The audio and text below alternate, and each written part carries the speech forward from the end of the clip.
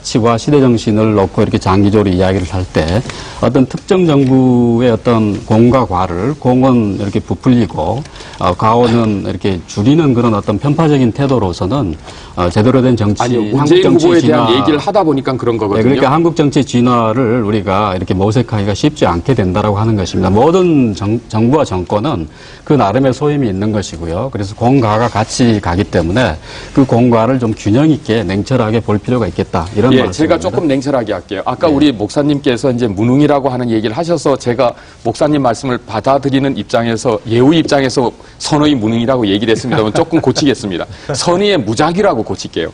선의 무작위라고 고치는데 실질적으로 노무현 정부가 계획해놓고 실현 안 한 것들이 굉장히 많아요. 공부 굉장히 많이 한 정부죠. 그래서 제가 볼 때는 참 공부는 대통령 되기 전에 좀 하지 대통령 되고 나서 웬 공부를 저렇게 많이 했냐 이런 얘기를 어디 가서 한 적이 좀 있거든요. 그런 것 중에 요새 나오고 있는 계획들이 꽤 많습니다. 꽤 많는데요.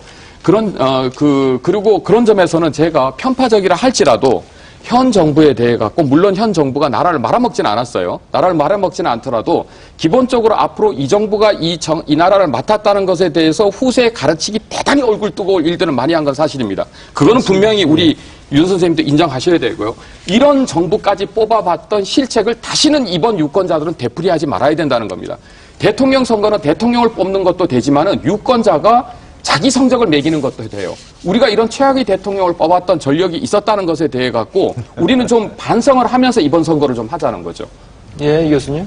아니요, 저는 아까 말씀을 나누시는데 문재인 후보 말씀하셨는데 우리가 후보를 선정하고 그다음에 후보에 대한 선호를 이렇게 얘기할 때 정책을 좀 계속 좀 강조하고 싶어요, 저는. 예, 그 얘기를 그 하려고 개인이 어떤 그 이미지라든가 뭐 어떠한 과거의 능력 뭐 이런 것도 아주 중요하죠. 근데 그것만을 보기 시작하면 나중에 가서는 정말 뭐 아무것도 논의할 게 없는 상황이 돼버립니다. 그거는 선호에 그냥 끝나거든요. 그러니까 문재인 후보가 내놓는 뭐 이야기들, 그것이 이제 민주당이 되겠죠.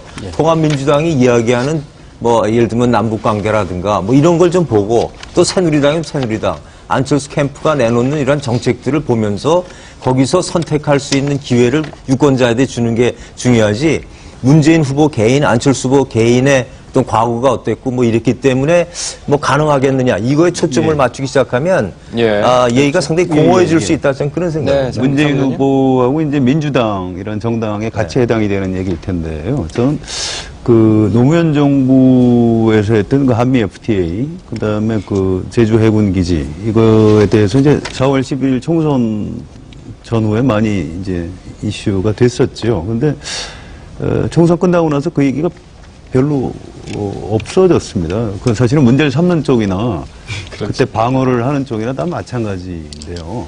이 문제에 대해서 지금 그 문재인 후보가 물론 여러 차례 설명을 했어요. 한미 FTA는 뭐 재협상하겠다고 했고.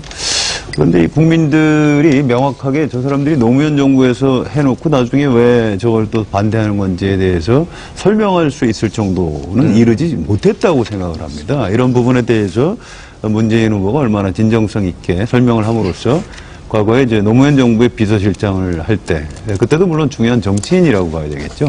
정치인으로서 말과 행동에 일관성이 있다. 이런 것들을 좀 입증할 필요는 있다고 생각을 합니다.